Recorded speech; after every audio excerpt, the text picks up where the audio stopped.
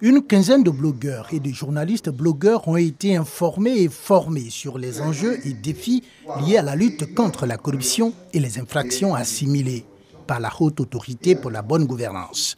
L'idée, selon les experts de cette institution, c'est d'outiller les blogueurs et de les engager dans la lutte contre ce phénomène. Une idée du reste bien accueillie. Avec cette session d'information, je pense que nous sommes mieux outillés pour apporter des réponses là où il faut. La formation que nous venons de suivre vraiment nous a donné assez de rudiments pour bien mener nos articles.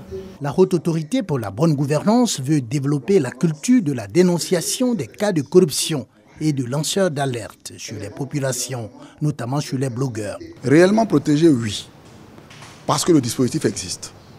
Déjà, quand vous prenez la loi relative à la prévention de la lutte contre la corruption, il est prévu la protection de tous ceux qui vont dénoncer, les témoins, ainsi de suite, et tout autre. Représentant la cellule nationale de traitement des informations financières à cette session de formation, Ouattara Romain a jeté un regard sur l'état des lieux de la lutte contre le blanchiment d'argent en Côte d'Ivoire. Nous avons identifié que le risque de blanchiment de capitaux en Côte d'Ivoire était un risque de niveau moyen. Et donc, ce qui veut dire qu'il existe ce phénomène en Côte d'Ivoire parce que le risque n'est pas faible, il existe et des secteurs ont été identifiés comme étant des secteurs qui sont plus à risque que d'autres. Nous avons identifié le risque par exemple du secteur immobilier qui était élevé. Il révèle que la cellule nationale de traitement des informations financières a enregistré 58 milliards de francs CFA de soupçons de blanchiment d'argent au titre de l'année 2021.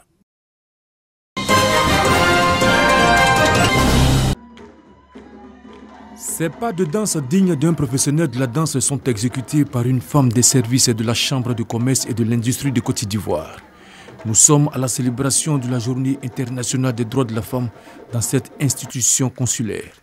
Depuis 2014, ces femmes entrepreneurs, membres des services de la Chambre, avec la création du service entrepreneuriat féminin, connaissent des acquis en matière d'égalité, de chances d'entreprendre et de contribuer au développement du pays. Plus de 150 femmes ont été formées au marketing digital. Grâce à votre abnégation, à votre acharnement dans le travail bien fait, je ne peux que vous dire, ne baissons pas les bras, continuons toujours à viser l'excellence. De communication et un partage d'expériences avec ces femmes entrepreneurs.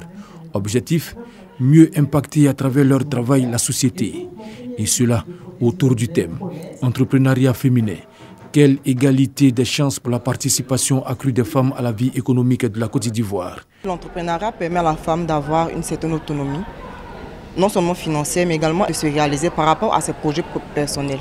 La Chambre de commerce et d'industrie de Côte d'Ivoire peut se féliciter d'avoir très vite compris l'importance du rôle de la femme, non seulement dans le fonctionnement de son administration, mais surtout dans l'émergence d'un secteur privé local. Pour les 2 derniers programmes menés dans le secteur de l'agro-transformation, sur les 180 bénéficiaires, 67% étaient des unités tenues par des femmes. L'entrepreneuriat féminin en Côte d'Ivoire est dynamique. Plus de 200 entreprises dans le secteur du vivrier et de l'agroalimentaire, particulièrement la petite agro-transformation, sont dirigées par des femmes. Elles exercent dans plusieurs secteurs d'activité et elles se sont regroupées au sein d'une plateforme dénommée Femmes Levez-vous. Femmes Levez-vous est une association de femmes leaders de plus de 50 associations apolitiques. Elles veulent unir leurs compétences pour le développement du Léboutou.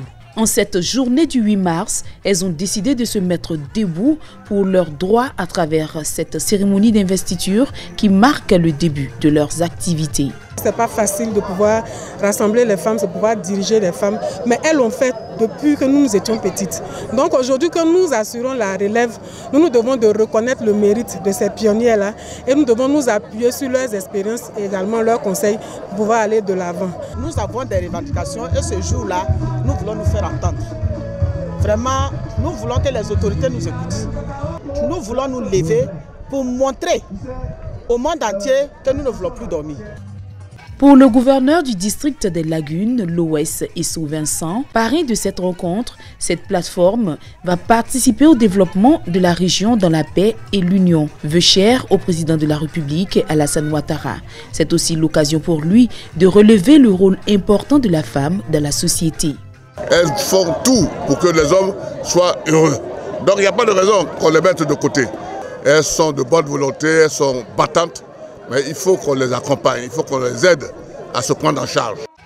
La plateforme dénommée Oyo Cibros ou Femmes Levez-vous entend faire de l'union et du vivre ensemble son cheval de bataille, tout en œuvrant à l'autonomisation des femmes dans le Léboutou. La plateforme revendique plus de 5000 membres.